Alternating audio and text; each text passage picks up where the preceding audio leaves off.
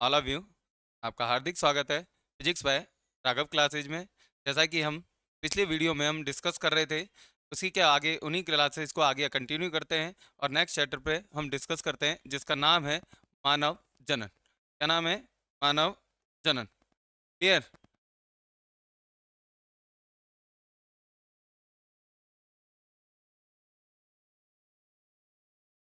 Reproduction in human. Clear? जनन के बारे में बात करें तो क्या होता है कि ऐसी प्रक्रिया जिसके द्वारा हम क्या करते हैं, अपने ही जैसे जीव उत्पन्न करने की क्षमता रखते हैं। ठीक है?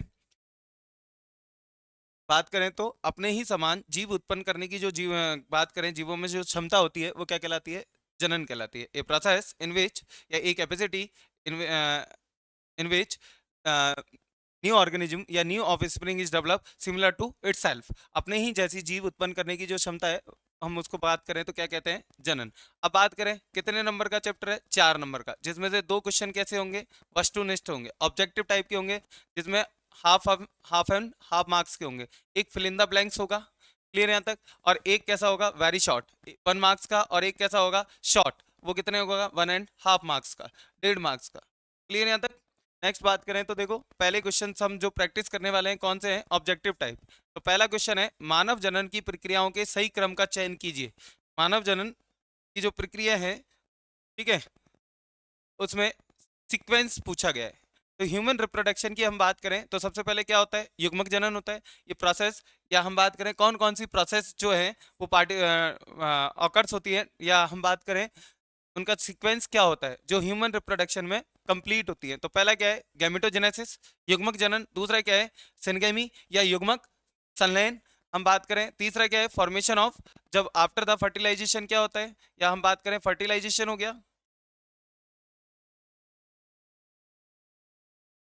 ठीक है, फर्टिलाइजेशन के बाद क्या बनता है? जाइगोट बनता है। क्लियर? और ये क्या हो गया? गैमीट का फॉर्मेशन होता है, गैमेटोजेनेसिस। गैमेटोजेनेसिस। और चौथा क्या है? देखो, फिर इसके बाद क्या होता है? Embryonic development. Embryonic development.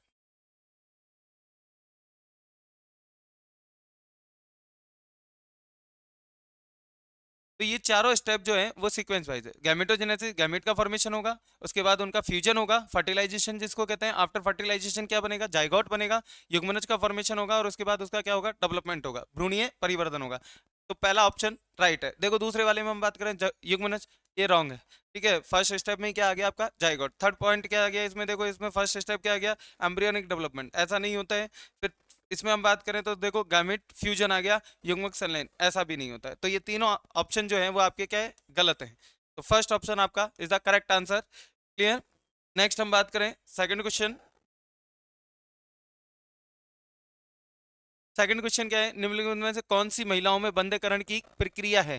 तो महिलाओं में हम बात करें, यानी हम बात करें फर्टिलाइजेशन को रोकने के लिए, या फिर हम बात करें अगर कोई फीमेल कंसीव नहीं होना चाहती है, ठीक है, या अपने हम बात करें प्रेगनेंसी नहीं करना चाहती है, उसी हम क्या कहते हैं? बंधकरण। क्लियर यहाँ तक? तो स्टेरिलाइजेशन कौन सी प्रक्रिया है? तो देखो, अंडजनन नहीं है, नलिका उच्छेदन, ये आपको यह ध्यान रखना है, जिसको हम क्या कहते हैं? वेसेक्टोमी कहते हैं।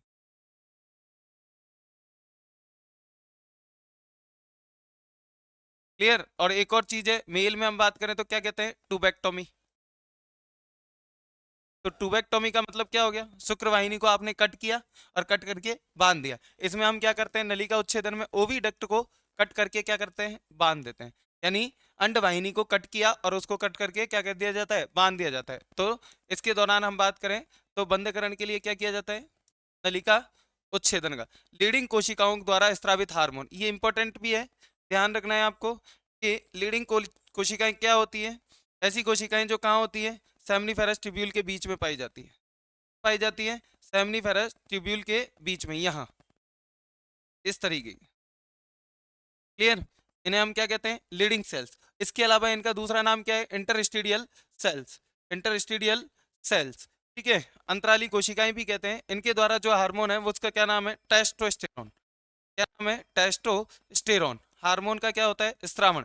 अब एस्ट्रोजन फीमेल में होता है, प्रोजेस्टेरोन फीमेल में होता है, एचसीजी फीमेल में होता है। तो टेस्टोस्टेरोन का दूसरा नाम क्या है? एंड्रोजन, जो मेल में सीक्रेट होता है। क्लियर है यहाँ तक? अगला क्वेश्चन, मादा में प्राथमिक लैंगिक अंग है, स्तन ग्रंथियां नहीं है, अंडाणु नहीं है, अंडाशय प्राथमिक, तो ये ध्यान रखना इसका आंसर क्या है? और यूट्रस। तो ये तीनों जो है, हम बात करें स्तन ग्रंथियां और गर्भाशय, ये सहायक जनन अंग है। अंडाणु जो है वो क्या है? युग्मक है। क्या है? युग्मक, गैमीट है। तो आपको अंडाशय जो है, हम बात करें तो अंडाशय क्या होता है? मादा में प्राथमिक लैंगिक अंग है, यानी प्राइमरी सेक्स ऑर्गन है। ठीक है, इन द फीमेल। और in the male primary sex organ जो है वो कौन है? टेस्टिस, वृषण है। कौन है? वृषण। ये ध्यान रखना है आपको। शुक्राणु जनन स्पर्मियोजेनेसिस प्रक्रिया है, तो ये आपको ध्यान रखना है कि भैया शुक्राणु जनन स्पर्मियोजेनेसिस, इसका विशेष ध्यान रखना है। एक होता है स्पर्मेटोजेनेसिस, क्या होता है? स्पर्मेटोजेनेसिस, शुक्र जनन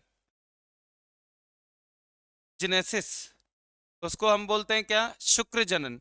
इसका मतलब क्या है? शुक्राणु का फॉर्मेशन, ठीक है, या शुक्राणु प्रपसु का फॉर्मेशन, यानी स्पर्मेटेड का फॉर्मेशन। और स्पर्मेटेड से क्या बनना है? स्पर्मेटेड से क्या बनना है? स्पर्म बनना है। क्या बनना है? स्पर्म, यानी शुक्राणु बनना है। क्या बनना है? शुक्राणु। क्लियर यहां तक?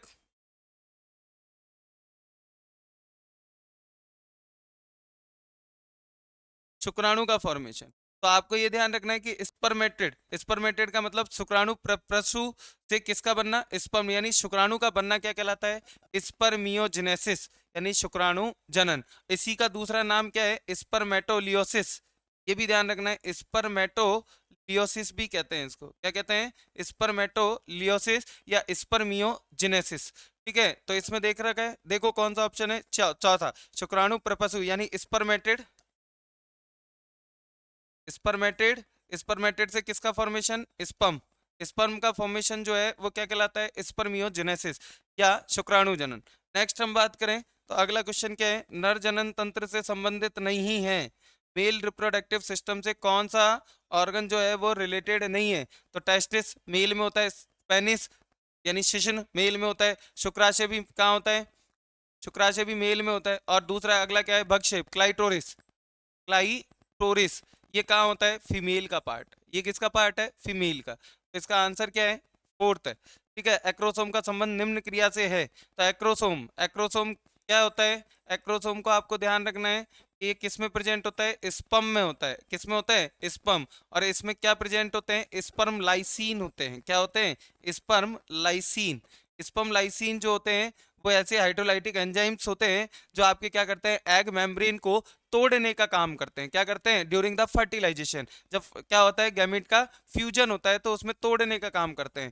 तो स्पर्म लाइसिन जो हम बात करें, वीर्य सेचन नहीं है, लिंग निर्धारण नहीं है, निषेचन। तो कौन सा आंसर है? निषेचन, फर्टिलाइजेशन। यानी गैमीट फ्यूजन की हम बात करें तो उसमें हम बात करें तो किसका? एक्रोसोम का संबंध होता है। नेक्स्ट अगला क्वेश्चन, चार शुक्राणु प्रपसु कोशिकाओं से कितने शुक्राणु? तो एक स्पर्मेटेड से, ये आपको ध्यान रखना है, एक स्पर्मेटेड से कितने स्पर्म बनते हैं? एक ही बनता है। एक स्पर्मेटेड क्या बनाएगा? एक ही स्पर्म बनाएगा। एक शुक्राणु प्रपसु से कितने शुक्राणु बनते हैं? एक। तो चार से कितने बनेंगे? चार बनेंगे। कितने बनेंगे? चार। तो देखते हैं ऑप्शन।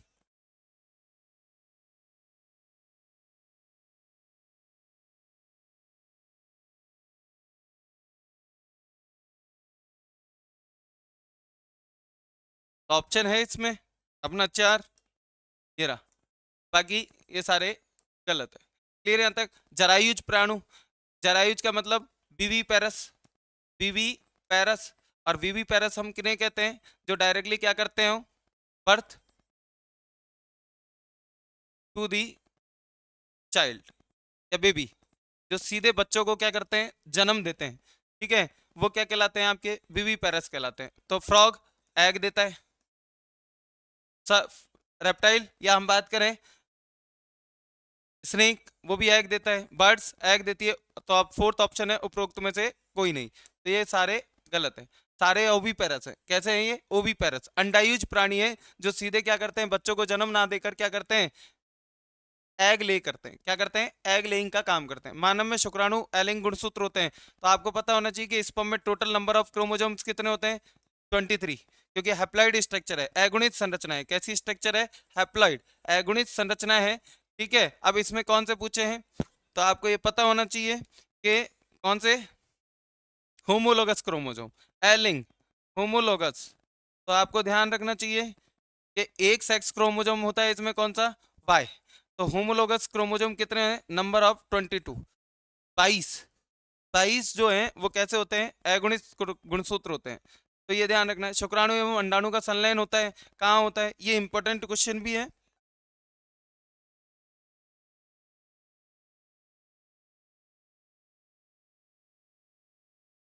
शुक्राणु और अंडाणु का संलयन होता है तो फैलोपियन नलिका, अगर ये ऑप्शन में है तो ये तो है ही। अगर सबसे ज्यादा इसका करेक्ट आंसर है जंक्शन, जंक्शन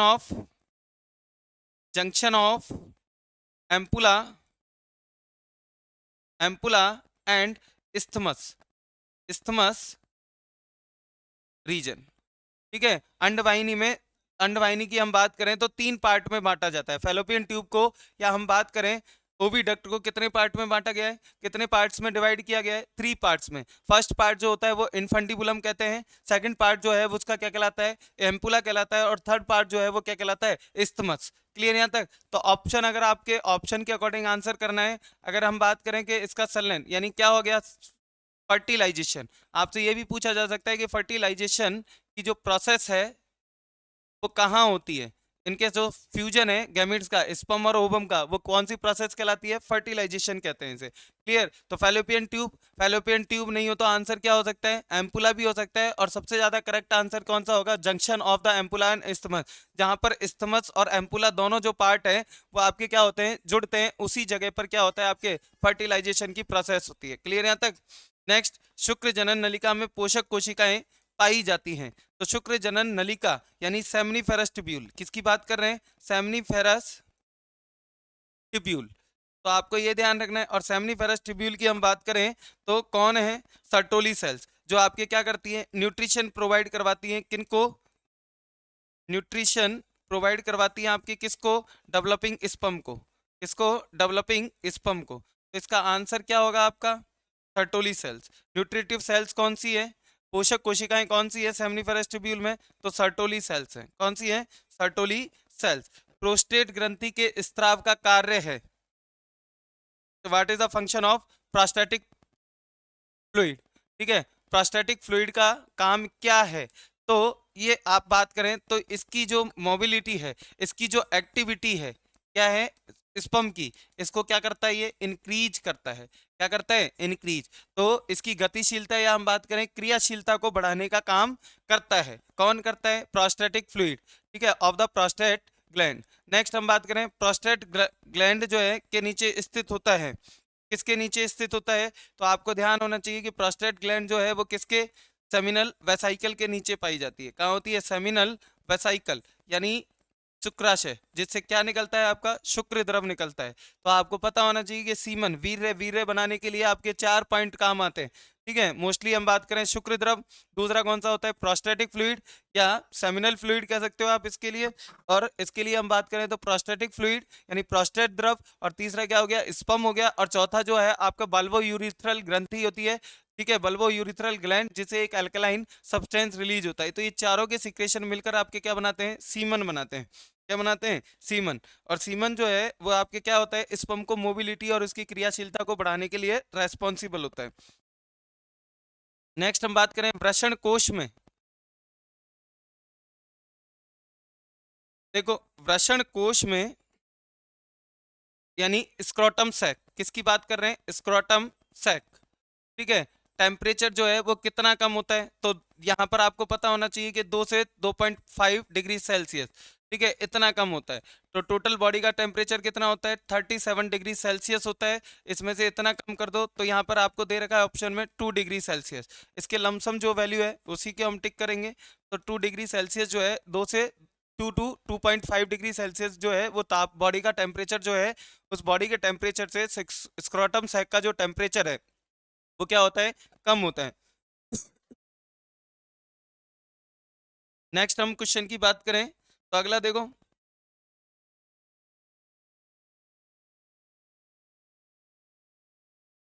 मानव वृषण के लिए निम्न में से सही है, तो ह्यूमन टेस्टिस, ह्यूमन टेस्टिस, ठीक है। तो इसके लिए कौन सा सही है, तो ग्राफियन फॉलिकल कहाँ होती है आपके, ओवरी में होती है, अंडाशय में होती है, ठीक है, तो ये नहीं है। ग्राफियन फॉलिकल ये भी ओवरी में होती है, नहीं है सही, ठीक है। अगला क्या दे रखा है, सर्टोली सेल्स, ठीक है। अगला क्या दे रखा है, शुक्र जनन नलिकाएं, सेमनीफेरस ट्यूब्यूल, सही है। और लीडिंग सेल्स, ये भी सही है। तो आप बात करें तो इसका आंसर कौन सा होगा, स होगा, ठीक है। सर्टोली सेल्स, सेमनीफेरस ट्यूब्यूल और लीडिंग सेल्स कौन सी होंगी, सर्टोली सेल्स, सेमनीफेरस ट्यूब्यूल और लीडिंग सेल जो है, they are the part of, these are the part of human testis. किसका पार्ट है, ह्यूमन टेस्टिस का पार्ट है। नेक्स्ट हम बात करें अगला क्वेश्चन, तो देखो क्या कह रहे हैं, मादा बाह्य जननांगों के भाग हैं, मादा बाह्य जननांग को हम बात करें कंबाइनली क्या कहते हैं, वुल्वा कहते हैं, क्या कहते हैं, वुल्वा, क्या कहते हैं, वुल्वा, यानी फीमेल एक्सटर्नल रिप्रोडक्टिव ऑर्गन, जिनको हम क्या कहते हैं, वुल्वा कहते हैं, यानी भग। भग के भाग कौन कौन से, तो पढ़ाए हुए भी है, ठीक है। Mons pubis, labia minora, clitoris, ovary नहीं है और मेमोरी ग्लैंड भी नहीं है, तो ये तीन है। ऑप्शन है क्या, देखो थर्ड फोर्थ फिफ्थ, तो थर्ड फोर्थ फिफ्थ ऑप्शन क्या रहेगा, से निम्न में से किस हार्मोन की ऋतुस्राव में कोई भूमिका नहीं होती। ऋतुस्राव का मतलब आपका क्या है, मेंस्ट्रुअल साइकिल, किसकी बात कर रहे हैं हम, मेंस्ट्रुअल साइकिल। मेंस्ट्रुअल साइकिल के लिए हम बात करें तो कौन सा हार्मोन रेस्पॉन्सिबल नहीं है, तो एलएच बिल्कुल होता है, एफएचएस बिल्कुल होता है, टीएचएस, टीएचएच का मतलब क्या हो गया, थायरोक्सिन स्टिमुलेटिंग हार्मोन, कौन सा हो गया, थायरोक्सिन स्टिमुलेटिंग हार्मोन, जो थायराइड ग्लैंड से रिलीज होता है, तो इसका हम बात करें तो इसका कोई काम नहीं होता है, क्लियर। और एस्ट्राडाइल, ठीक है। तो ये सारे जो हैं, ये तीनों हार्मोन जो हैं वो आपके क्या करते हैं, किसको कंट्रोल करते हैं, मेंस्ट्रुअल साइकिल को। अगली बात करें हम रजोनिवृत्ति, रजोनिवृत्ति का मतलब क्या होता है, मेनोपॉज, मेनोपॉज का मतलब क्या होता है, मेनोपॉज का मतलब होता है कि एक टाइम पीरियड ऐसा होता है जब फीमेल में मेंस्ट्रुअल साइकिल क्या हो जाता है, बंद हो जाता है, क्लोज हो जाता है, क्या हो जाता है, क्लोज। तो उसके पश्चात मूत्र में कौन सा हार्मोन रिलीज होता है, कौन सा हार्मोन रिलीज होता है, एफएचएस, ये ध्यान रखना है आपको, फॉलिकल स्टिमुलेटिंग हार्मोन। कौन सा हार्मोन रिलीज होता है, फॉलिकल स्टिमुलेटिंग हार्मोन, ठीक है, यहाँ तक इस बात का ध्यान रखना है। मेनोपॉज कब होता है, ये ध्यान रखना है 45 टू 50 की एज में, किसी भी फीमेल में हम बात करें तो मेंस्ट्रुअल साइकिल जो है वो कौन सी उम्र में बंद हो जाता है, कौन सी एज में बंद हो जाता है, 45 टू 50 एज में। अगली बात करें एंडोमेट्रियम, गर्भाशय अंतः स्तर की मरम्मत का कार्य करता है एस्ट्रोजन, ये आपको ध्यान रखना है, क्लियर। तो क्योंकि एस्ट्रोजन एंडोमेट्रियम में जो अंतः स्तर बनता है उसके डेवलपमेंट, यानी इंटरनल जो लेयर बनती है एंडोमेट्रियम में, जिसको हम क्या कहते हैं, स्ट्रेटम फंक्शनलिस कहते हैं, उसके फॉर्मेशन के लिए रेस्पॉन्सिबल कौन है, एस्ट्रोजन है, कौन है, एस्ट्रोजन, क्लियर यहाँ तक। आगे बात समझ में। नेक्स्ट, मादा में रजो निवृत्ति की आयु अभी 2 मिनट पहले मैंने बताई थी, कितनी होती है, मेनोपॉज की एज क्या होती है, अभी मैंने थोड़ी देर पहले बताई थी 45 टू 50, तो 50 देखो ऑप्शन में है, आंसर क्या हो गया, से, ठीक है। बाकी इनमें से कोई भी आंसर नहीं है। शुक्राणु में कार्यकीय परिपक्वता, गतिशीलता एवं निषेचन क्षमता में वृद्धि प्राप्त करते हैं, तो जो स्पर्म है, ठीक है, उसमें फिजियोलॉजिकल डेवलपमेंट या मैच्योरिटी, उसकी मोबिलिटी और उसकी फर्टिलाइजेशन कैपेसिटी किसके कारण बढ़ती है, किसके कारण, तो ये ध्यान रखना कौन सा पार्ट है, इसको हम 3 पार्ट्स में डिवाइड करते हैं, किसको, एपिडाइडमिस को, किसको, एपिडाइडमिस, ठीक है। इसके 3 पार्ट होते हैं, कौन कौन से, कैपट, कार्पस और कौड़ा, ठीक है। तो कहाँ होती है, कैपट में, अधिवृषण शीर्ष, ठीक है, मध्य अधिवृषण और अंत अधिवृषण, या, ठीक है। तो कैपट में जो हम बात करें ये तीनों, यानी एक तरीके से हम इसको क्या कहते हैं, कैपेसिटी, कैपेसिटी, कैपेसिटाइट, कैपेसिटाइजेशन, ठीक है,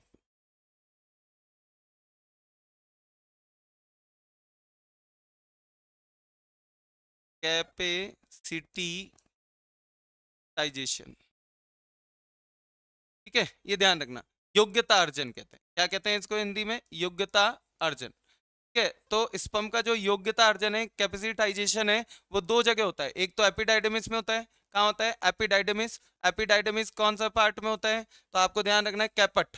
किसमें होता है? कैपट, यानी अधिवृषण शीर्ष में। और दूसरा कहाँ होता है? Female vagina. कहाँ होता है? फीमेल वेजाइना में होता है। ये आपको ध्यान रखना है। क्लियर यहाँ तक? नेक्स्ट हम बात करें अगला क्वेश्चन, युग्मनज में सूत्रीय विभाजनों के फलस्वरूप निर्मित होने वाली 8 से 16 कोशिकीय ठोस संहति कहलाती है। युग्मनज जाइगोट में जब डिवीजन होते हैं, कौन से डिवीजन होते हैं? माइटोटिक डिवीजन होते हैं। और इन माइटोटिक डिवीजन को हम स्पेसिफिक नाम भी देते हैं, जिसका नाम क्या है? क्लीवेज है। क्या नाम है? क्लीवेज। ये आपको पता होना चाहिए। विदलन कहते हैं। क्या कहते हैं? विदलन। और विदलन होने के बाद सेल जो है युग्मनज में जो है 2 सेल, 2 के बाद 4 सेल, 4 के बाद 8 सेल स्ट्रक्चर और 8 के बाद 16। तो 8 से 16 सेल स्ट्रक्चर जो है वो क्या कहलाती है? मोरूला कहलाती है। क्या कहलाती है? मोरूला। मोरूला को हिंदी में क्या कहते हैं? तूतक कहते हैं। क्या कहते हैं? तूतक। क्लियर? ये ध्यान रखना। शुक्राणु का विभाग जो अंडाणु को भेदने में महत्वपूर्ण भूमिका रखता है। अभी 2 मिनट पहले अपन ने बात की थी, कौन है? एक्रोसोम। क्योंकि इसके पास क्या पाए जाते हैं? स्पर्म लाइसिन पाए जाते हैं। क्या पाए जाते हैं? Sperm lysine. ऐसे एंजाइम होते हैं जो क्या करते हैं? एग मेम्ब्रेन को डिजोल्व करने का काम करते हैं, अंड कलाओं को गलाने का काम करते हैं, जिसके कारण स्पर्म जो है शुक्राणु आसानी से कहाँ प्रवेश कर सके? अंडाणु में प्रवेश कर सके। क्लियर यहाँ तक? नेक्स्ट अगले क्वेश्चन की हम बात करें।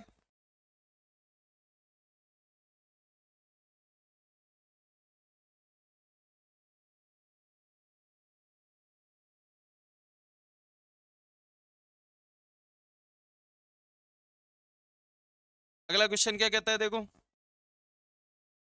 निम्न में से कौन सा हार्मोन मानव प्लेसेंटा अपरा के द्वारा स्त्रावित नहीं किया जाता है? तो आपको ये ध्यान रखना है कौन सा हार्मोन है जो आपका नहीं, पीआरएल, प्रोलैक्टिन। ये आपको ध्यान रखना है। Human chorionic gonadotropin, H C G, important भी है।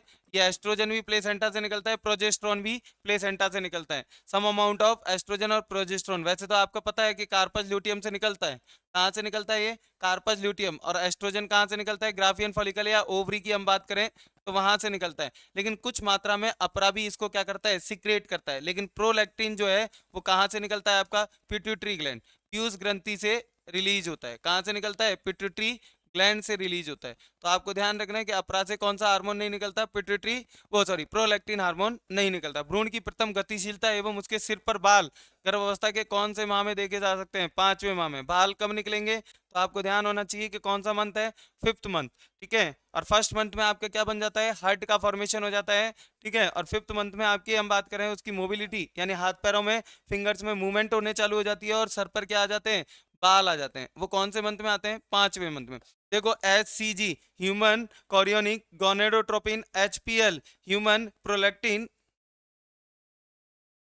Placental human placental lacteal hormone और रिलैक्सिन मादा में उत्पन्न होते हैं। कब होते हैं? तो ये आपको ध्यान रखना है, सहगर्भता के दौरान। कब होते हैं? सहगर्भता, जब वो कोई भी फीमेल क्या कंसीव कर लेती है? प्रेगनेंसी कंसीव कर लेती है, प्रेग्नेंट हो जाती है। ठीक है। तो गर्भ धारण कर लेती है, तो उस कंडीशन में प्लेसेंटा से कौन कौन से हार्मोन निकलते हैं? एचसीजी, एचपीएल और रिलैक्सिन। ये तीनों हार्मोन जो हैं वो आपके कहाँ निकलते हैं? मादा में निकलते हैं। क्लियर? नेक्स्ट हम बात करें, भ्रूण को अपराध से जोड़ने वाली संरचना है। ठीक है। तो भ्रूण, भ्रूण यानी एम्ब्रियो, ठीक है, और प्लेसेंटा यानी अपरा, इससे जोड़ने वाली जो स्ट्रक्चर है वो कौन है? कोरियोनिक गर्भनाल, सॉरी। ठीक है। कौन है? Birth canal.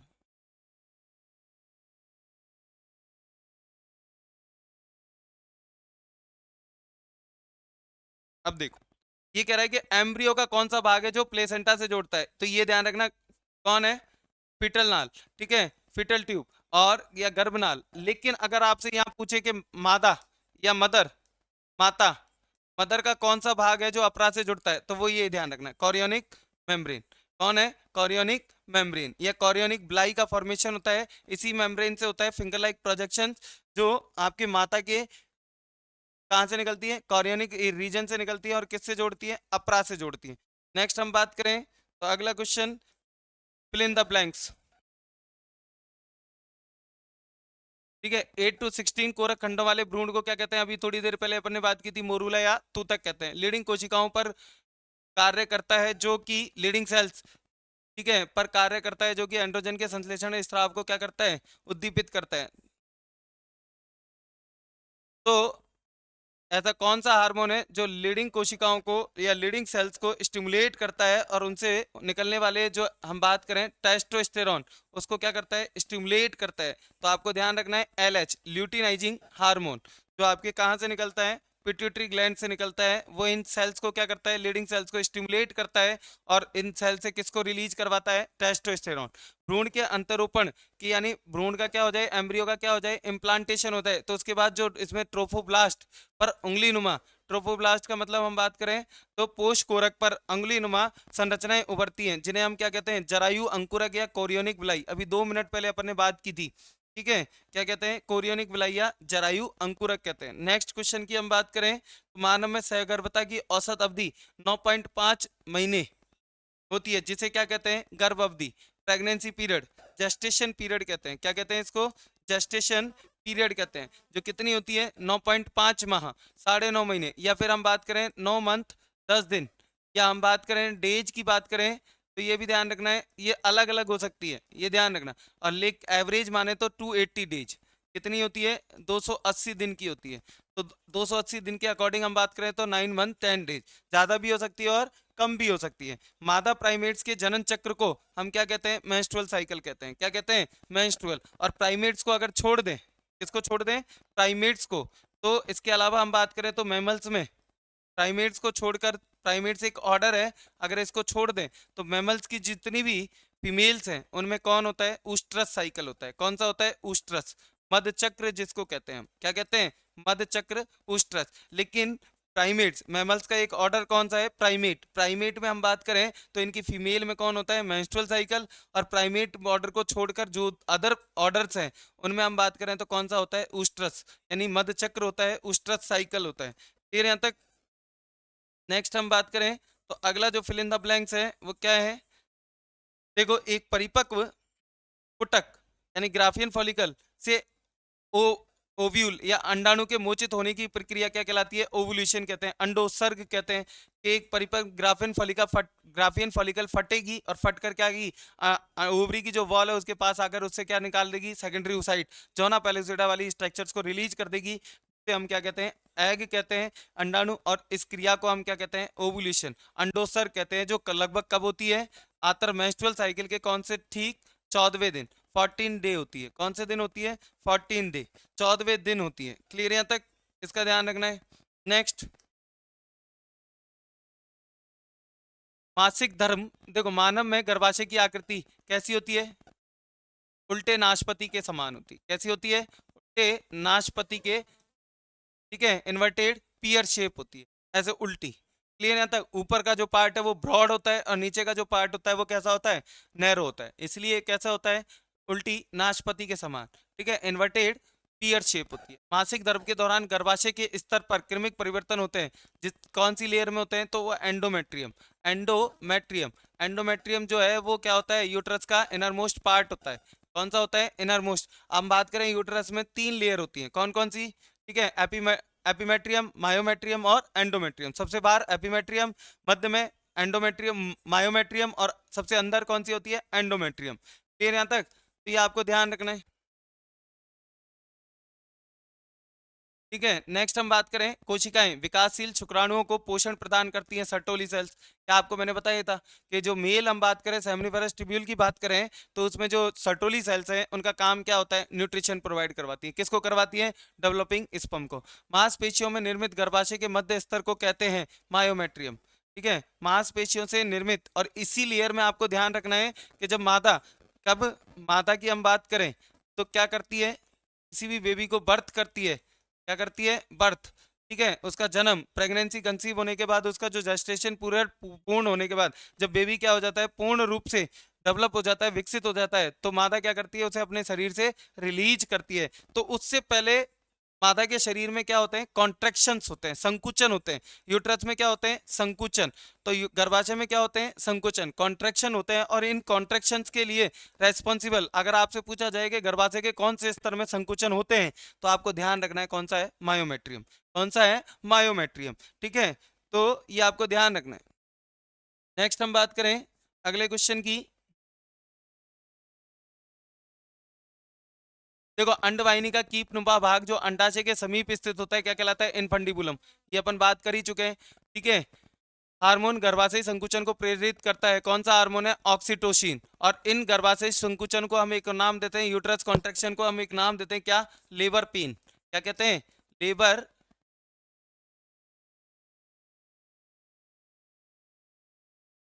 लेबर पेन कहते हैं, प्रसव पीड़ा, प्रसव पीड़ा। और ये इंडिकेट करता है कि बेबी का डेवलपमेंट पूर्ण हो चुका है, यानी बेबी का जो है हम बात करें डेवलपमेंट या विकास जो है वो पूर्ण हो चुका है, और अब उसका क्या समय आ गया है? जन्म लेने का या बर्थ होने का क्या हो गया? समय आ गया। क्लियर यहाँ तक? नेक्स्ट, परिपक्व मादा युग्मक अंडाणु के निर्माण की क्रिया को कहते हैं अंडजनन। मेल बात करें तो फीमेल गैमेट का फॉर्मेशन क्या कहलाता है? ऊजिनेसिस कहलाता है। क्या कहते हैं इसको? ऊजिनेसिस। और हम बात करें तो मेल की बात करें तो मेल में स्पर्म का फॉर्मेशन होता है, और स्पर्म का फॉर्मेशन को हम क्या कहते हैं? स्पर्मेटोजेनेसिस। ठीक है, शुक्र जनन। ठीक है, शुक्राणु शीट्स के अग्र भाग में स्थित एक्रोसोम का निर्माण कोशिकांग किससे होता है? गोल्जी बॉडी से होता है।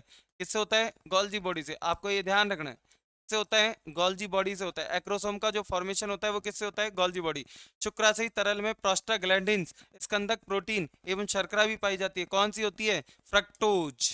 ये बहुत ही इंपॉर्टेंट पॉइंट है, आपको ध्यान रखना है। पूरी बॉडी में फ्रक्टोज केवल आपके कहाँ पाई जाती है? शुक्र द्रव में पाई जाती है। कहाँ पाई जाती है? शुक्र द्रव। ठीक है, और शुक्र द्रव कहाँ से निकलता है आपका? शुक्राशय से। कहाँ से निकलता है? शुक्राशय से निकलता है। क्लियर? और ये बात करें तो इसकी जो प्रेजेंस है, उपस्थिति है, वो आपके हम बात करें लीगल सामाजिक तौर पर हम बात करें तो किस में काम आती है? रेप केस सॉल्व करने में काम आती है, कि किसी के साथ, किसी फीमेल या मेल के साथ कोई सेक्सुअल कांटेक्ट तो नहीं हुआ है, लैंगिक संपर्क तो नहीं हुआ है, इसका पता करने के लिए फ्रक्टोज अगर किसी फीमेल की बॉडी में उपस्थित है, इट मीन्स ये इंडिकेट करता है, ये शो ऑफ करता है कि भैया कोई भी जिस फीमेल की बॉडी में स्थित है वो ये दर्शाता है, या हम बात करें तो वो किसी मेल के संपर्क में आई है। तो फ्रक्टोज की उपस्थिति रेप केस को सॉल्व करने में क्या होती है? उत्तरदायी होती है। क्लियर यहाँ तक? हम बात करें नेक्स्ट,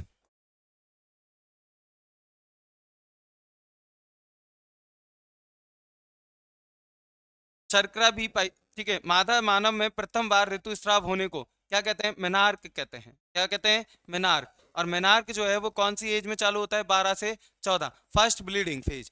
ठीक है, या रजो दर्शन। ठीक है, हिंदी में क्या कहते हैं इसको? रजो दर्शन कहते हैं, फर्स्ट ब्लीडिंग फेज। फिर यहाँ तक अंडोत्सर्ग के दौरान एलएच व दोनों का स्तर अधिकतम हो जाता है, एफएचएस। यहाँ कौन आ जाएगा? Follicle stimulating hormone.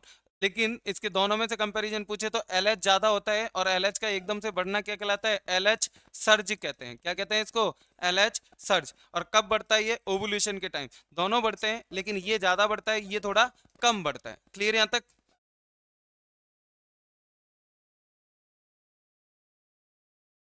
अगली बात करें, मानव में गर्भ अवधि दिवस होती है 280 दिन, अभी 2 मिनट पहले बताया था अपन ने, बात की थी। शुक्राणु के मध्य भाग में पाए जाते हैं, इसे गतिशीलता हेतु ऊर्जा प्रदान करते हैं माइटोकॉन्ड्रिया। और कैसे होते हैं? सर्पिलाकार स्पाइरल क्रम में व्यवस्थित होते हैं। कैसे होते हैं? सर्पिलाकार स्पाइरल क्रम में क्या होते हैं? अरेंजमेंट। और इसको हम एक नाम देते हैं क्या? नैबर्न कुर्न शीत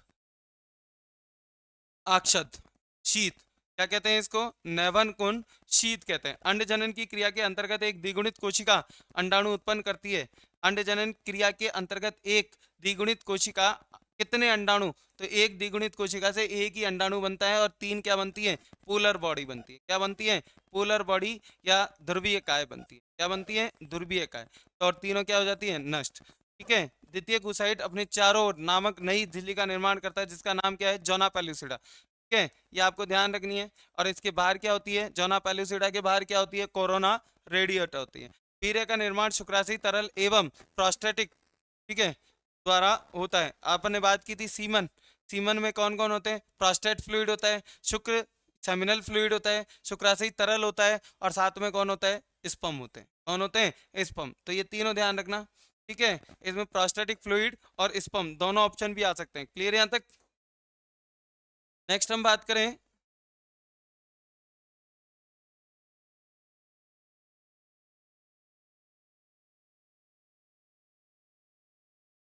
नेक्स्ट, रोपण उपरांत पोषकोरक ट्रोफोब्लास्ट पर अंगुली नुमा प्रवर्त दिखाई देते हैं, जिन्हें हम क्या कहते हैं, अभी पढ़ा था, कोरियोनिक विलाई या जरायु अंकुरक। प्रत्येक वृषण में लगभग कक्ष होते हैं, जिन्हें वृषण पालिका या टेस्टिकुलर लोब्यूल कहते हैं। तो कितने होते हैं? 250 से 300 होते हैं। तो कितना है? 250। यौवना आरंभ के समय हाइपोथैलेमस द्वारा स्रावित, ठीक है, हार्मोन में पर्याप्त वृद्धि होती है, गोनेडोट्रोपिक मोचक हार्मोन GnRH, ये ध्यान रखना है।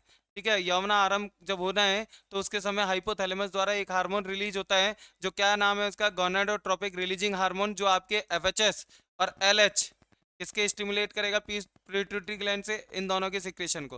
और ये जाकर क्या करेंगे? आपके प्राइमरी सेक्स ऑर्गन को स्टिमुलेट करेंगे और उनसे क्या निकलवाएंगे? एंड्रोजन और एस्ट्रोजन का सिक्रेशन करवाएंगे। क्लियर है यहाँ तक? मानव में एक माह की सहगर्भता के बाद भ्रूण का हृदय किसका 1 महीने में 28 दिन के भीतर कौन बन जाता है?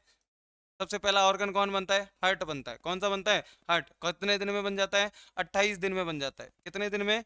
28 दिन में। क्लियर यहाँ तक?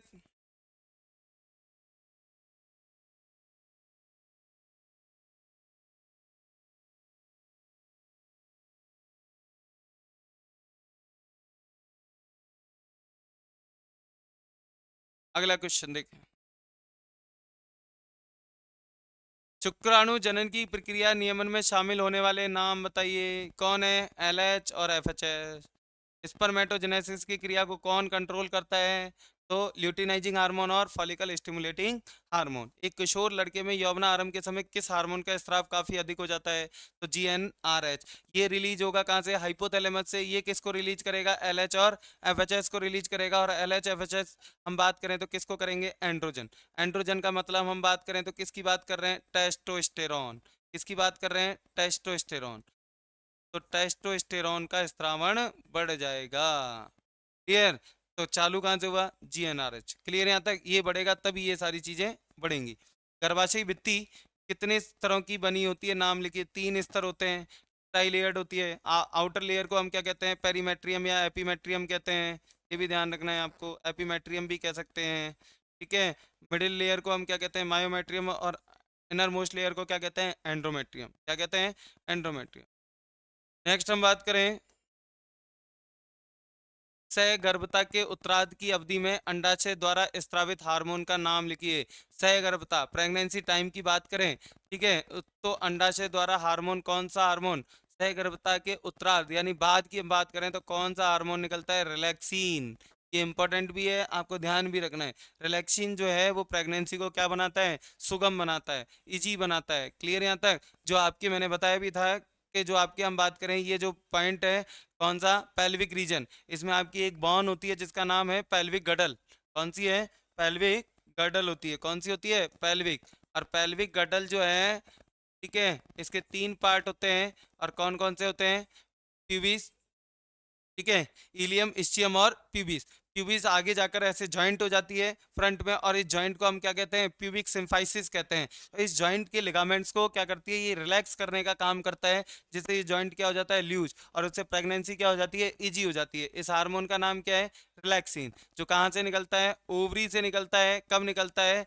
तब आपकी जब प्रेगनेंसी कंप्लीट हो जाती है। उसके बाद stem cells, important, very very important, हम बात करें तो आपका युग्मनज बना, और युग्मनज के बाद क्या बनते हैं? आपके बहुत सारे एम्ब्रियोनिक स्टेजेस बनती हैं, जिसमें आपके कौन है? देखो, मोरूला बनता है। मोरूला के बाद गैस्टूला बनता है, वो ब्लास्टूला बनता है। ब्लास्टूला के बाद क्या बनता है? गैस्टूला बनता है। क्या बनता है? गैस्टूला। ठीक है। गैस्टूला की हम बात करें तो इसमें क्या बन जाती है? 3 जर्मिनल लेयर। क्या बन जाती है? 3 जर्मिनल लेयर। 3 जनन स्तर बन जाते हैं। क्या बन जाते हैं? 3 जनन स्तर। और ये 3 जनन स्तर कौन कौन से हैं? आपको याद होने चाहिए। एक्टोडर्म, मीजोडर्म और एंडोडर्म। इनमें जो सेल्स होती हैं, या इनमें जो सेल्स होती हैं, ठीक है, इन सेल्स में ये कैपेसिटी होती है कि ये विभाजन करके किसी बॉडी के किसी भी ऑर्गन का क्या कर सकती है? फॉर्मेशन कर सकती है। क्लियर यहाँ तक? ऐसी सेल्स को, जिनमें हम बात करें कौन सी क्षमता पाई जाती है? टोटीपोटेंसी, पूर्ण शक्तता की क्षमता। ठीक है। टोटिपोटेंसी का मतलब क्या होता है कि ऐसी कोशिकाएं जो विभाजन करके शरीर के किसी भी अंग का क्या कर सकती हैं, निर्माण कर सकती है, वो क्या कहलाती है, स्टेम सेल। टोटिपोटेंट युग्मनज में गर्भाशय के रोपण के पश्चात यानी इम्प्लांटेशन, आफ्टर द इम्प्लांटेशन, इसमें क्या होते हैं, डिवीजन कंडक्ट होते हैं और कितने लेयर बनते हैं, 3 बनते हैं, outer, middle, inner. Outer, middle, inner, clear यहाँ तक। और इन स्तरों में, इन लेयर्स में जो सेल्स होती हैं वो क्या करती हैं, शरीर के किसी भी ऊतक के निर्माण की क्षमता उपस्थित होती है, किसी भी ऊतक या टिश्यू को बना सकती हैं, किसी भी ऑर्गन को फॉर्म कर सकती हैं। इन विभाजनशील अविभजित कोशिकाओं को ही हम क्या कहते हैं, स्टेम सेल्स कहते हैं। क्या कहते हैं, स्टेम सेल्स। ये आपको ध्यान रखना है, ठीक है। नेक्स्ट आ जाओ।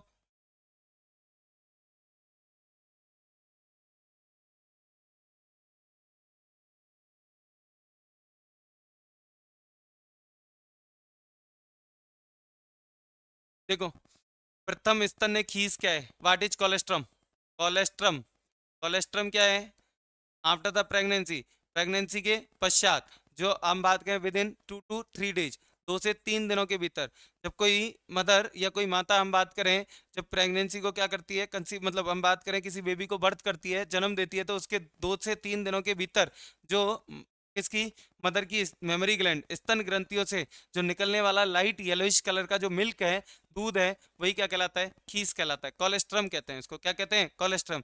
जो बाल बच्चे को क्या करता है, इम्यूनिटी पावर को इंक्रीज करता है, जिसमें मोस्टली हम बात करें तो कौन होता है, IgA।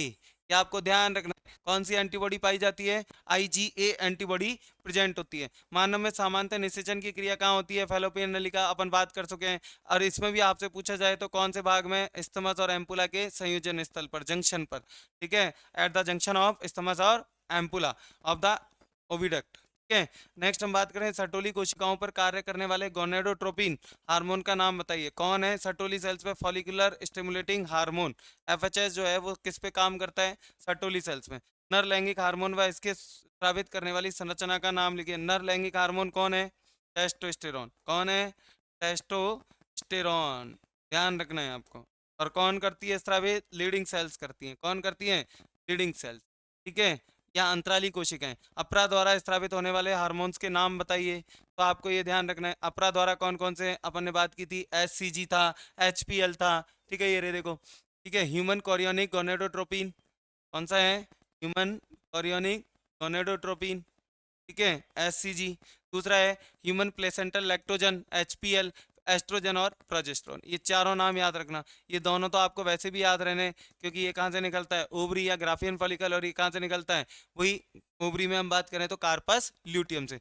मादा के मूत्र में किस हार्मोन की उपस्थिति सगर्भता को रिप्रेजेंट करती है, तो ये तो आप जानते हो, देखते हो कि अगर कोई लेडी प्रेग्नेंट हुई है तो यूरिन की जो फर्स्ट ड्रॉप है वो आप जानते हो, किट आती है आपकी, यूरिन किट, जिसके थ्रू आप क्या लगा सकते हो, किसका पता लगा सकते हो, प्रेगनेंसी का, कि प्रेगनेंसी कंसीव हुई है या नहीं हुई। तो उसके लिए हम बात करें तो उसमें कौन सा हार्मोन उपस्थित होता है, HCG, ह्यूमन कॉरियोनिक गोनेडोट्रोपिन। इसकी उपस्थिति के कारण उस हम बात करें किट में ऐसे 2 कलर की, और कलर कौन सा होता है ये भी आपको ध्यान रखना है, पर्पल होता है, पर्पल होता है, ये ध्यान रखना है, कभी भी पिंक याद मत करना है। इसमें कलर कौन सा आता है, पर्पल आता है। और कितनी लाइन आती है, 2 आती है। क्लियर आता है। गर्भ अवस्था के दौरान रज चक्र अनुपस्थित होता है, क्यों, गर्भ अवस्था की हम बात करें तो इस कंडीशन में आपको ध्यान रखना है कि गर्भ अवस्था में कौन बढ़ जाते हैं, ये दोनों हार्मोन बढ़ जाते हैं। अब ये बढ़ गए तो ये क्या करते हैं, FHS, ठीक है, इसको क्या कर देते हैं, इनिबिट कर देते हैं, रोक देते हैं, इसका सिक्रेशन नहीं होता। और इसका सिक्रेशन नहीं होगा तो आपको पता है कि फॉलिकल का डेवलपमेंट नहीं होगा, पुट्टिकाओं का निर्माण नहीं होगा, पुट्टिका जो है वो विकसित नहीं होगी। और पुट्टिका विकसित नहीं होगी तो क्या नहीं होगा, ओवुलेशन नहीं होगा, अंडोत्सर्ग की क्रिया नहीं होगी, जिससे रज चक्र जो है, रुज नहीं रज, यानी मेंस्ट्रुअल साइकिल जो है वो क्या हो जाता है, बंद हो जाता है। और आपको ये पता भी होना चाहिए कि एक प्रेगनेंसी या एक बच्चे की हम बात करें, प्रेगनेंसी कंसीव करने पर लगभग 15 मंथ के लिए, कितने मंथ के लिए, 15 मंथ के लिए मेंस्ट्रुअल साइकिल क्या हो जाता है, पॉज हो जाता है, रुक जाता है। कितने मंथ के लिए, 15, जिसमें 9 मंथ तो आपका क्या हो गया, जेस्टेशन पीरियड हो गया, और 6 मंथ, 4 to 6 मंथ की हम बात करें तो ये क्या हो गया, लैक्टेशन पीरियड। इस टाइम पीरियड में आपकी हम बात करें तो कौन, जो मदर है जो मिल्क फीडिंग का काम करती है, दुग्ध पान का काम करती है। मानव में नर तथा मादा जनन तंत्र के अंतर्गत समझाता दर्शाने वाले भागों व अंगों के नाम। मादा में नर तथा मादा में जनन, तो ये आपको ध्यान रखना है कि मादा में हम बात करें तो क्लाइटोरिस, और मेल में हम बात करें तो पेनिस, ठीक है। मादा जनन तंत्र का क्लाइटोरिस और नर जनन तंत्र का कौन है, शिश्न। ठीक है, ये आपको ध्यान रखना है। एक और ध्यान रखना है, लेबिया, लेबिया माइनोरा। ठीक है, ये भी होमोलोगस ऑर्गन है जो फीमेल में होता है और कहाँ होता है, वुल्वा में पाया जाता है। और ये किसके समजात होता है, स्क्रोटम, स्क्रोटम सैक, वृषण कोश। इसके समजात होता है, वृषण कोश के समजात होता है। तो ये दोनों पॉइंट याद रखना। क्लियर। सहगर्भता के एक माह बाद, सहगर्भता के एक माह बाद किस अंग का विकास हो जाता है, तो आपको अभी थोड़ी देर पहले भी बात की थी, हार्ट। ठीक है, 400 शुक्राणुओं के निर्माण के लिए कितनी शुक्र जनन कोशिकाएं इस पर मेटोगोनिया की भाग लेंगी, तो आपको पता है कि 400 बनाने कितने शुक्राणु हैं, 400। और एक डिप्लॉइड सेल से कितने बनते हैं, 4। 4 से डिवाइड करो, कितना आ गया, 100। कितनी सेल चाहिए, 100, 100। ठीक है, नेक्स्ट हम बात करें,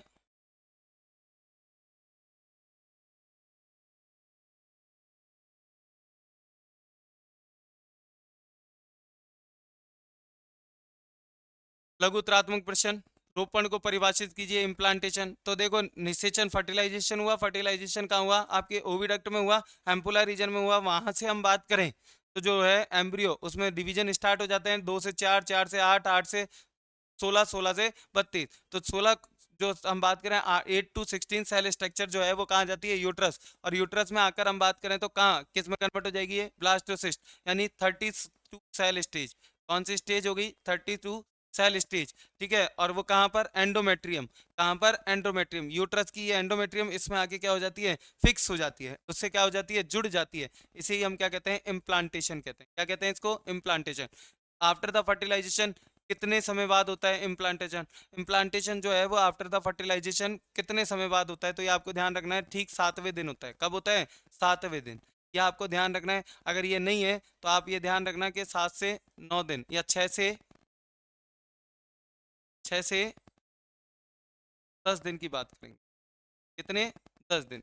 बाकी कौन से दिन होता है, 7वें दिन। तो ये देखो, निषेचन का 6 से 10 दिन के भीतर मध्य होती है, परंतु सामान्यतः कौन से दिन होता है, 7वें दिन। नेक्स्ट, निषेचन के पश्चात रोपण, ये हो गया। रोपण की क्रिया को नियंत्रित करने वाले दो हार्मोन, एस्ट्रोजन और प्रोजेस्टेरोन। मानव में रज चक्र की विभिन्न प्रावस्थाएं कौन सी होती हैं, आपको ये पता होना चाहिए। कौन कौन सी है, 4 होती है। कौन कौन सी होती है, 4। ठीक है, यही बता देता हूँ। कौन कौन सी होती है, पहला प्री ओवुलेटरी फेज, या ठीक है, पहली होती है ब्लीडिंग फेज। कौन सी होती है, ब्लीडिंग फेज। ठीक है, रक्त स्त्राव अवस्था, रक्त स्त्राव अवस्था। ठीक है, कितनी होती है, 1 to 6 डेज। कितने दिन की होती है, 1 से 6 दिन। दूसरी होती है pre ovulatory phase, pre ovulatory phase. कौन सी होती है, प्री ओवुलेटरी फेज। कितनी होती है, 7 to, हम बात करें या इसको एक काम करते हैं, 5 कर लेते हैं, ज़्यादा बढ़िया रहेगा। 1 to 5 डेज। ये कितना हो गया, 6 to 13 डेज। ठीक है, यानी हम बात करें पूर्व अंडोत्सर्ग प्रावस्था कहते हैं। क्या कहते हैं, पूर्व अंडोत्सर्ग प्रावस्था। ठीक है, तीसरी जो होती है वो होती है ओवुलेटरी फेज, ओवुलेटरी फेज। ठीक है, कितनी होती है ये, 14 डे, 14वें दिन होती है। कब होती है, अंडोत्सर्ग प्रावस्था, अंडोत्सर्ग प्रावस्था।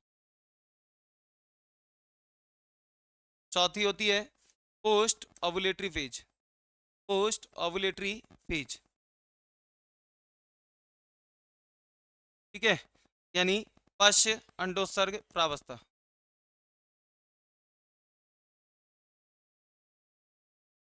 और इसका हम बात करें, टाइम ड्यूरेशन क्या होता है, 15 to 28 डेज। क्या होता है, 15 to 28 डेज। देखते हैं।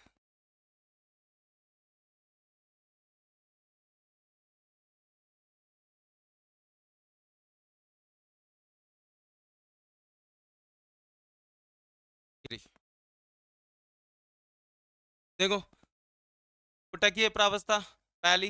दूसरी हम बात करें अंडोत्सर्ग प्रावस्था, ओवुलेटरी फेज होगी। ठीक है। ये फर्स्ट वही अपन ने बात की थी, प्री ओवुलेटरी फेज, इसी को हम क्या कहते हैं, पुटकीय प्रावस्था होती है। जो हम बात करें तो कितनी होती है, 6 to 13 डेज। फिर ये कौन सी होगी, 14 डेज। ठीक है। और ये कितनी होगी, ल्यूटियल प्रावस्था जो हम बात करें, पोस्ट ओवुलेटरी फेज, जो आपकी क्या होगी, 15 to 28 डेज। ठीक है। और ये क्या होगी, bleeding phase, 1 to 5 days. Clear यहाँ तक। ये चार होती है। यदि शुक्रवाहिनी के स्थान पर रबर की नलिका लगा दी जाए तो क्या होगा। तो शुक्रवाहिनी का ध्यान रखना है कि वो आपका मेन काम क्या करती है, कि जो स्पर्म है उनको टेस्टिस से उठाकर कहाँ लेके जाती है, आपके सेमिनल वेसाइकल, या वहां पर भी एक पार्ट होता है एम्पुला, सेमिनल वेसाइकल, वहां लेके जाती है। तो हम बात करें हम बात करें जो आपकी वासा डिफरेंशिया है, क्या है, वासा डिफरेंशिया।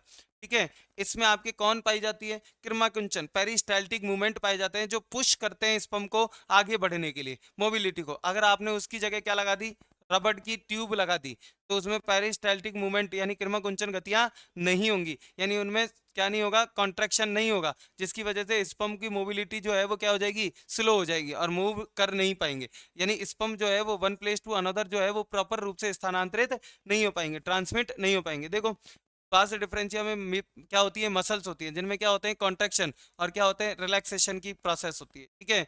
जिसमें शुक्राणु की गतिशीलता यानी मोबिलिटी जो है स्पर्म की, उसको क्या मिलता है, इंड्यूज करती है, यानी बढ़ाती है। यदि क्या लगा दी, रबड़ की ट्यूब लगा दी जाए, तो स्पर्म की जो है मोबिलिटी के ऊपर क्या होगा, एडवर्स, यानी विपरीत। ठीक है, क्या पड़ेगा, प्रभाव पड़ेगा। यदि एक शुक्राणु का अग्रपिंडक, शुक्राणु में अग्रपिंडक यानी कि हम बात करें एंटीरियर पार्ट, कौन होता है, एक्रोसोम, अगर वो क्या हो जाए, डेस्ट्रॉय हो जाए, खत्म हो जाए, तो कौन सी क्रिया प्रभावित होगी, सब जानते हैं। एग जो है, अगर हम बात करें एग की जो मेम्ब्रेन है, उनको डिजोल्व करने की रेस्पॉन्सिबिलिटी किसकी होती है, एक्रोसोम की। अगर एक्रोसोम ही नहीं है तो क्या होगा, फर्टिलाइजेशन नहीं होगा। एग जो है, स्पर्म जो है वो can not penetrate the ovum या एग मेम्ब्रेन। ठीक है, अंड कलाओं को भेद नहीं पाएगा, और इसकी वजह से क्या नहीं होगा, फर्टिलाइजेशन की क्रिया रुक जाएगी। क्या हो जाएगी, फर्टिलाइजेशन की क्रिया रुक जाएगी, निषेचन नहीं होगा। देखो शुक्राणु के शीर्ष भाग पर टोपीनुमा के रूप में क्या पाया जाता है, एक्रोसोम होता है। ठीक है। ठीक है। जिसमें अंडाणु की भित्ति को भेदने के लिए आवश्यक विभिन्न लयनकारी एंजाइम उपस्थित होते हैं। हाइड्रोलाइटिक एंजाइम पाए जाते हैं, किसमें पाए जाते हैं, एक्रोसोम में, जो क्या करता है, एग मेम्ब्रेन्स को डिजोल्व करने का काम करता है। यदि इसका जो एक्रोसोम डिस्ट्रॉय हो जाए तो ये अंडाणु की भित्ति का भेदन नहीं कर पाएगा, यानी क्या नहीं कर पाएगा, जो स्पर्म है can not enter into the ovum, तो स्पर्म जो है अंडाणु में प्रवेश नहीं कर पाएगा, जिसके कारण क्या नहीं होगा, निषेचन नहीं होगा। यही अपन ने बात की थी। नेक्स्ट हम बात करें मानव में यौवनारंभ के प्रारंभ होने वाली लैंगिक जनन की 4 घटनाओं के नाम लिखिए। कि जब किसी में हम बात करें एल्डोसेंस, ठीक है, किशोरावस्था में अगर हम बात करें प्रवेश करता है, ठीक है, कोई भी ह्यूमन, मेल हो चाहे वो फीमेल है, तो उसमें कौन कौन सी घटनाएं होती हैं, कौन कौन सी चीजें डन होती हैं, कंप्लीट होती हैं, तो उनके बारे में बात करें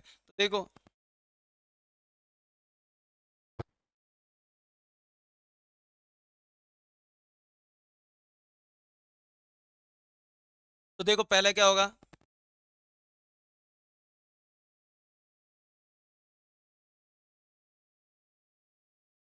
देखो युग्मकों का निर्माण गैमीटोजेनेसिस से स्टार्ट हो जाएगा। क्या हो जाएगा,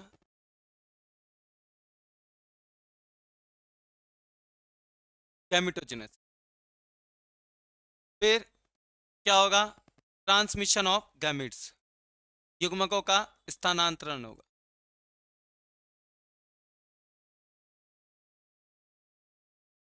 गैमिट्स।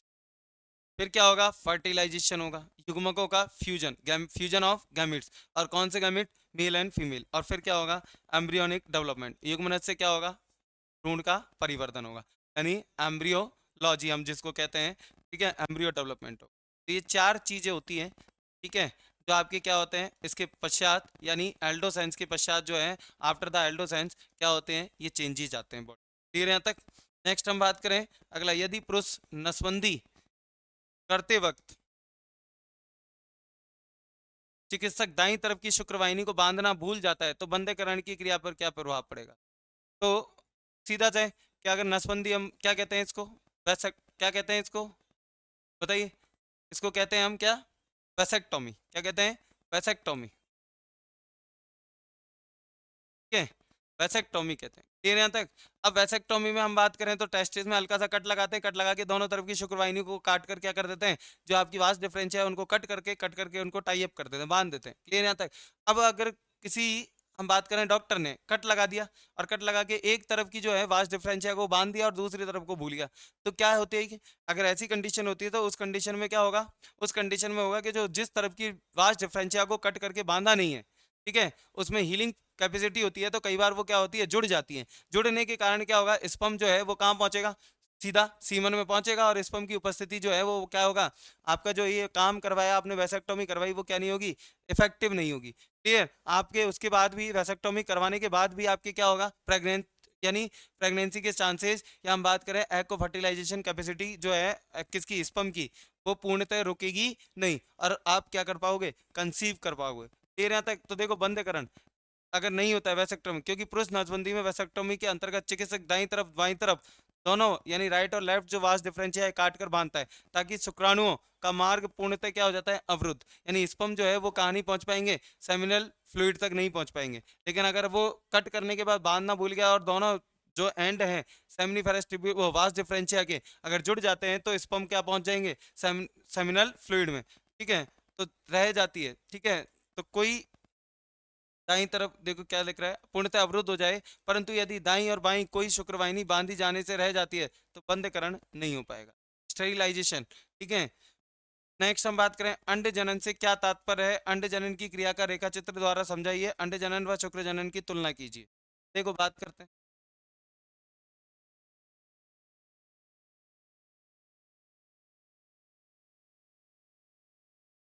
देखो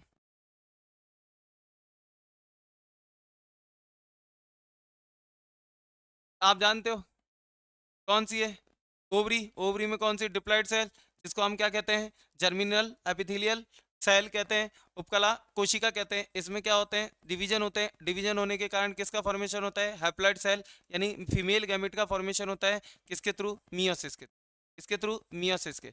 आप कह सकते हो क्या अंडाशय में द्विगुणित कोशिका में क्या अर्धसूत्री विभाजन के द्वारा मादा युग्म के निर्माण की प्रक्रिया क्या कहलाती है, अंड जनन कहलाती है। ठीक है, तो female gamete is form by the process of, by the division of meiosis in the germinal epithelial cell. Clear यहाँ तक। इसके हम बात करें oogenesis का डायग्राम दे रखा है, देखो ये रहा, ये वही डिप्लॉइड सेल, जनन कोशिका, समसूत्री विभाजन हुआ, एक से कितनी बनी, दो बनी, ये कितनी होगी, ये भी 2n और ये भी 2n। ठीक है, फिर ये कितनी बन गई, चार, फिर से मियोसिस हुआ, उगोनिया बन गए, क्या बन गए। अब इसमें नंबर ऑफ सेल्स बढ़े हैं, तो इसको क्या कहते हैं हम, मल्टीप्लीकेशन फेज, गुणन फेज कहते हैं। ठीक है, ये वाटर और लगातार डिवीजन करते हुए वाटर और न्यूट्रिएंट्स एब्जॉर्ब करके साइज में क्या हो जाती है, वृद्धि कर लेती है, और क्या बनाती है, प्राथमिक oocyte। ठीक है, इसको हम क्या कहते हैं, वृद्धि प्रावस्था। फिर इसमें क्या होते हैं, अर्धसूत्री विभाजन फर्स्ट होगा, और यहाँ से क्या बनेगी, एक सेकेंडरी oocyte का फॉर्मेशन होगा, और एक क्या बनेगी, पोलर बॉडी बनेगी, क्या बनेगी, पोलर बॉडी। फिर क्या होगा, इसमें मियोसिस सेकंड होगा, मियोसिस सेकंड से ये क्या होगा, मैच्योर ओवम बनेगा, और ये क्या बनेगी, इससे एक पोलर बॉडी, और इसमें भी मियोसिस सेकंड होगा, तो इससे क्या बनेगी, तो टोटल कितनी पोलर बॉडी बनेगी, तीन, और ओवम कितना बनेगा, एक डिप्लॉइड सेल से ये ध्यान रखना है कि एक ओवम बनता है, और कितनी बनती है, तीन पोलर बॉडी बनती है, कितनी बनती है, पोलर बॉडी। जबकि स्पर्म में ध्यान रखना है कि एक डिप्लॉइड सेल से कितने स्पर्म बनते हैं, फोर स्पर्म। क्लियर यहाँ तक, तो ये ध्यान रखना है आपको।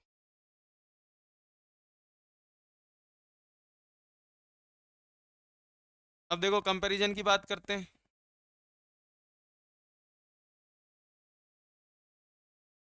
देखो ये क्या हो गया, oogenesis, ये क्या हो गया, स्पर्मेटोजेनेसिस, शुक्र जनन और अंड जनन। देखो अंड जनन ये कहाँ होती है, फीमेल में होती है, जबकि ये कहाँ होती है, मेल में होती है। इसमें फीमेल की भी हम बात करें तो कहाँ होती है, ओवरी में, और इसमें मेल में हम बात करें तो कहाँ होती है, टेस्टिस में। ठीक है, इसमें फीमेल गैमेट का फॉर्मेशन होता है, जबकि इसमें किसका फॉर्मेशन होता है, मेल गैमेट का, मेल गैमेट यानी स्पर्म का फॉर्मेशन होता है, इसमें किसका होता है, ओवम का फॉर्मेशन। ठीक है, इसकी हम बात करें तो इसकी जो प्रोसेस है, ठीक है, एक टाइम पीरियड के बाद, यानी अपन ने बात की थी 45 to 50 ईयर एज के बाद क्या हो जाती है, बंद हो जाती है, जिसे हम क्या कहते हैं, मेनोपॉज कहते हैं, रजोनिवृत्ति। जबकि मेल में हम बात करें तो ये जो स्पर्मेटोजेनेसिस की प्रोसेस है वो है कब तक चलती है, होल लाइफ, पूरे जीवन का, जब तक जीता है जब तक चलती रहती है, देर यहाँ तक जीवन पर्यंत चलती है। नेक्स्ट हम बात करें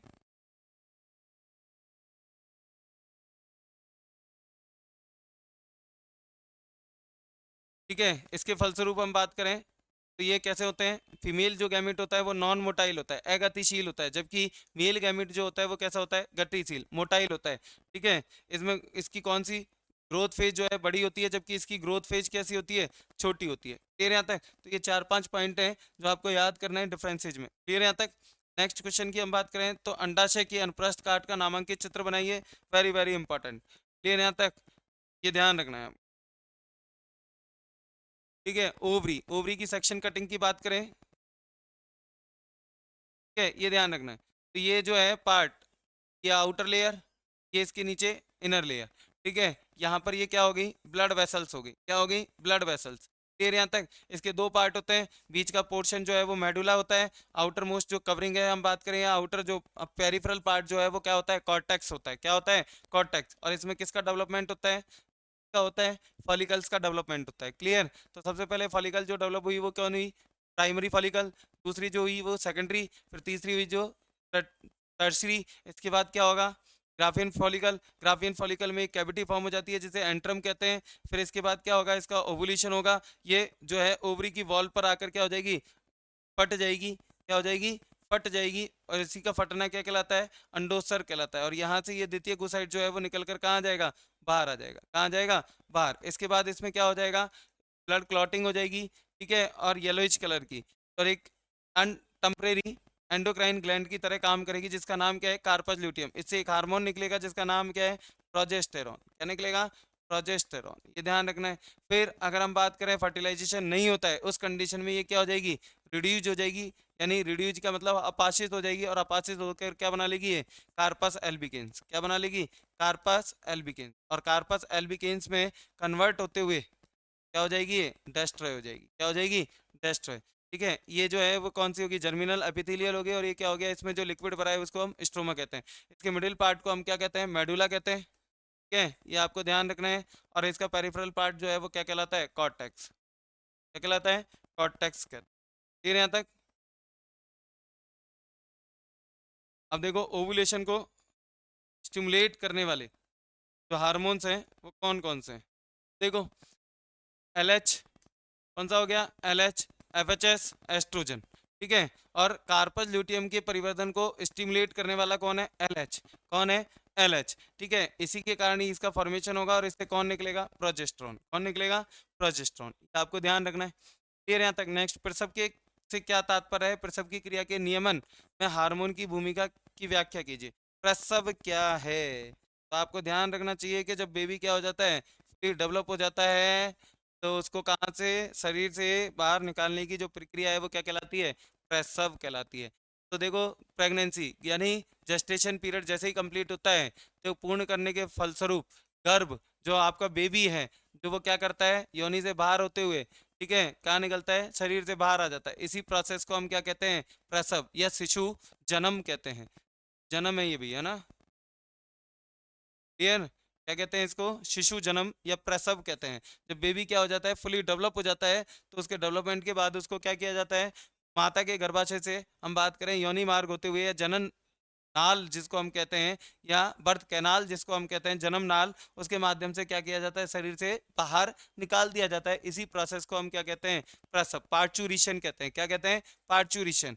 फिर यहाँ तक क्या प्रोसेस है, तो ये ध्यान रखना कि जैसे ही बेबी जो है अपना कंप्लीट डेवलपमेंट करता है, तो उसके कारण क्या होता है, उसकी बॉडी से क्या होते हैं भैया, कुछ स्टिमुलेशन चलते हैं। क्या होते हैं, स्टिमुलेशन होता है। क्लियर यहाँ तक? यानी हम बात करें तो वो क्या करता है, अपने बाहर आने के लिए मदर को क्या करता है, इंडिकेट करता है। तो देखो, प्रसव में वास्तव में तंत्रिका तंत्र और अंतःस्रावी तंत्र, ठीक है, नर्वस सिस्टम और आपका एंडोक्राइन सिस्टम, दोनों की प्रोसेस, दोनों एक साथ काम करते हैं, कोऑर्डिनेट करते हैं। पूर्ण विकसित जो एम्ब्रियो गर्भ है वो अपना प्रारंभिक तौर पर गर्भाशय में संकुचन हल्के प्रकार के प्रेरित करते हैं। ठीक है। जो शिशु के कारण क्या होता है, यूट्रस में हल्के हल्के से कॉन्ट्रेक्शन स्टार्ट हो जाते हैं। ठीक है। और वो किसके कारण होते हैं, आपके बेबी के कारण। किसके कारण, और अपरा से निकलने वाले हार्मोन्स के कारण। क्लियर है यहाँ तक? इन रिफ्लेक्शंस को हम एक नाम देते हैं, फीटल एजेक्शन रिफ्लेक्स। ठीक है, गर्भ प्रतिवर्ष बर्थ उत्प्रेक्षण कहते हैं। ठीक है। और ये जो है वो किसको, मदर की जो पिट्यूटरी ग्लैंड है उसको क्या करते हैं, स्टिमुलेट करते हैं। क्या करते हैं भैया, स्टिमुलेट करते हैं। देर यहाँ तक, और स्टिमुलेट करके पिट्यूटरी से क्या निकलता है, ऑक्सीटोसिन रिलीज करवाते हैं। क्या करवाते हैं, ऑक्सीटोसिन। देर यहाँ तक,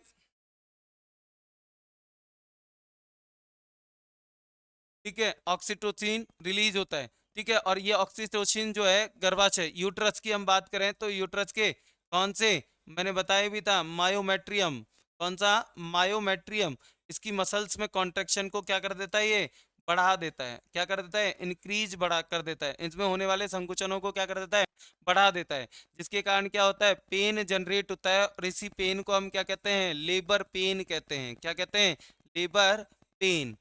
क्लियर यहाँ तक, ये आपको ध्यान रखना है, ठीक है। संकुचन धीरे धीरे बढ़कर क्या होते हैं, तीव्र, और तीव्रता से तीव्रतर, इसीलिए इस हार्मोन को, ऑक्सीटोसिन को, ये भी ध्यान रखना, बर्थ हार्मोन के नाम से भी जाना जाता है। किसके नाम से, बर्थ हार्मोन के नाम से भी जाना जाता है, ये ध्यान रखना है, ठीक है। शिशु जो है इन कॉन्ट्रेक्शंस के कारण जो है कहाँ से, गर्भाशय के जन्म नाल, ठीक है, से गर्भाशय ग्रेवा और योनि, ये दोनों मिलकर क्या बनाती है, जन्म नाल बनाती है। इसके द्वारा क्या होता है, बाहर निकल जाता है, ठीक है। नेक्स्ट हम बात करें, देखो मानव में शिशु जन्म, प्रसव के पश्चात अपराभी जन्म नाल, जनन नाल के जन्म बर्थ कैनाल बोलते हैं, तो ध्यान रखना है आपको, जन्म नाल, ठीक है, से होते हुए कहाँ आ जाता है, बाहर आ जाता है, जुड़ा हुआ, जिसको हम क्या करते हैं, कट करके अलग करते हैं। मादा जनन तंत्र की आरेखीय काट का नामांकित चित्र बनाते हुए इसकी संरचना को समझाइए। देखो अगला क्वेश्चन क्या कहता है, देखो ये आपका कौन हो गया, फीमेल रिप्रोडक्टिव सिस्टम हो गया, ठीक है। ये आपका क्या हो गया, ओवरी, क्या हो गया, ओवरी हो गया। ये कौन हो गई, फेलोपियन ट्यूब हो गई। फेलोपियन ट्यूब से ही हम बात करें, अगला पार्ट जो है वो कौन हो गया, इन्फंटिबुलम। यहाँ से ये फिंगर लाइक प्रोजेक्शंस हो गए जिन्हें फिम्बरी कहते हैं, जो ओवम को कलेक्ट करते हैं। दोनों ओवी जो है कितनी, ओविडक्ट आपस में कॉमन जो है एक चैम्बर्स का फॉर्मेशन करती हैं, जिसे हम क्या कहते हैं, यूट्रस कहते हैं। क्लियर, ये ओवरी जो है वो मीजोवेरियम के थ्रू क्या होती है, अटैच होती है, ठीक है। ये ओवरी हो ही गई, ये गर्भाशय भित्ति होगी, ये गर्भाशय गुहा। ऊपर का जो पार्ट है यूट्रस का वो कैसा होता है, ब्रॉड होता है। नीचे का पार्ट जो होता है वो नैरो होता है, जिसे हम क्या कहते हैं, सर्विक्स कहते हैं। क्या कहते हैं, सर्विक्स। क्या आपको ध्यान रखना है, ठीक है। सर्विक्स, और सर्विक्स आगे चलकर कहाँ, विजाइना में ओपन होती है। यहाँ तक मादा जनन तंत्र की निम्न भागों में बांटा गया। मेन जो ऑर्गन है वो कौन है, ओवरी। सहायक जनन अंग जो है वो यूट्रस, फिर ओविडक्ट हो गई, फिर वेजाइना हो गया, और कौन हो गया, पुल्वा हो गया। कौन हो गया, पुल्वा हो गया। फिर यहाँ तक नेक्स्ट हम बात करें, देखो इसमें एक एक करके पढ़ते हैं अपन। तो ओवरी अपन पढ़ ही लिए थे।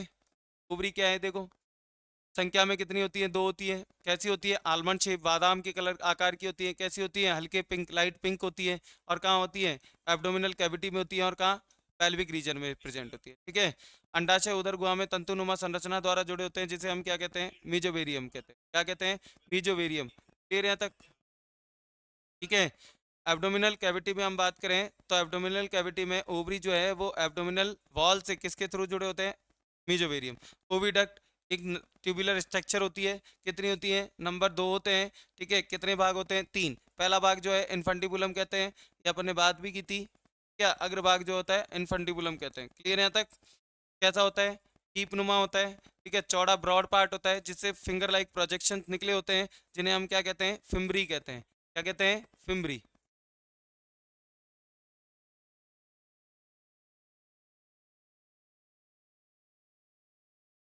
देखो फिम्बरी कहते हैं, ठीक है। फिम्बरी ओवुलेशन के हम बात करें, ड्यूरिंग द ओवुलेशन एग को कलेक्ट करने का काम करती है, क्या, ठीक है। ओवम यानी अंडवाहिनी में पहुंचाते हैं, जिसके फलस्वरूप इसमें पक्षमावीय गति होती है।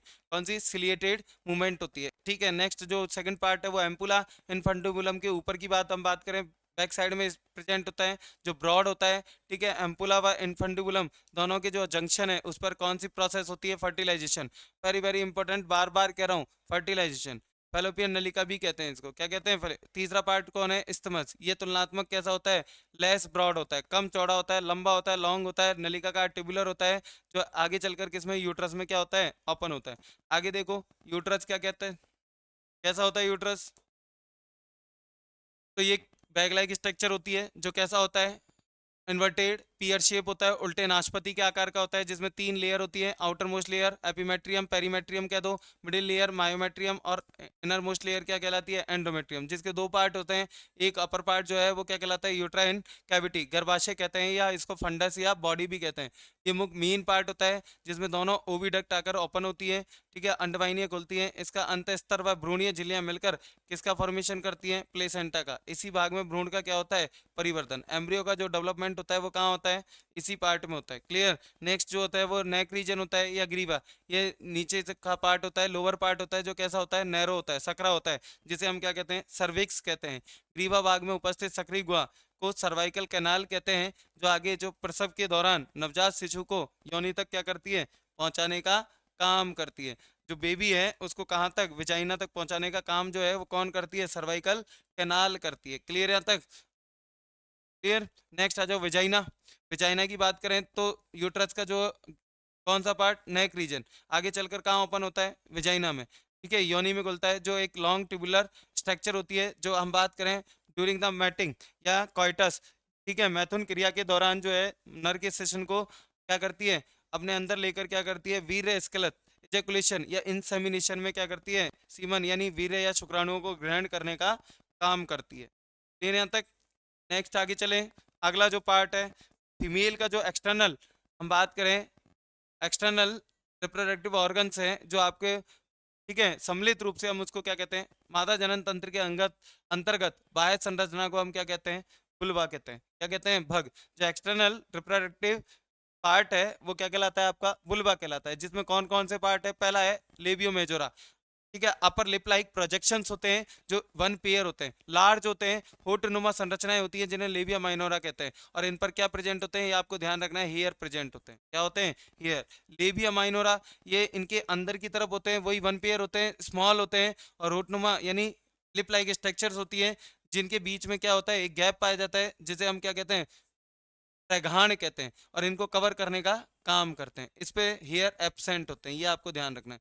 नेक्स्ट वेस्टिब्यूल, एक हम बात करें स्लिट लाइक स्ट्रक्चर होती है, दरार नुमा, जिसमें आपके 2 चीजें पाई जाती है, यूरिनरी पोर पाया जाता है, और आपका कौन होता है, रिप्रोडक्टिव पोर, जनन छिद्र होता है। कौन होता है, ठीक है, रिप्रोडक्टिव पोर होता है। और ठीक है, नेक्स्ट बग सिजन क्लाइटोरिस, ये हम बात करें किसका है, मेल में पेनिस होता है, और इसकी जगह रेजिडुअल ऑर्गन फीमेल में कौन होता है, क्लाइटोरिस, ठीक है, जिसपे क्या पाई जाती है, सेंसरी ग्रेन्यूल्स पाए जाते हैं, स्पर्श कणिकाएं पाई जाती है, जो क्या होती है, स्पर्श करते ही बहुत ज्यादा क्या होती है, स्टिमुलेट, अत्यधिक संवेदी होती है, जो स्टिमुलेशन फीमेल को एक्साइटमेंट का अनुभव यानी संवेदनशीलता का क्या करती है, अनुभव कराती है। क्लियर है यहाँ तक। तो आज आपका ये चैप्टर कंप्लीट होता है। अगली क्लास में हम नेक्स्ट चैप्टर के बारे में क्या करेंगे, डिस्कस करेंगे। धन्यवाद।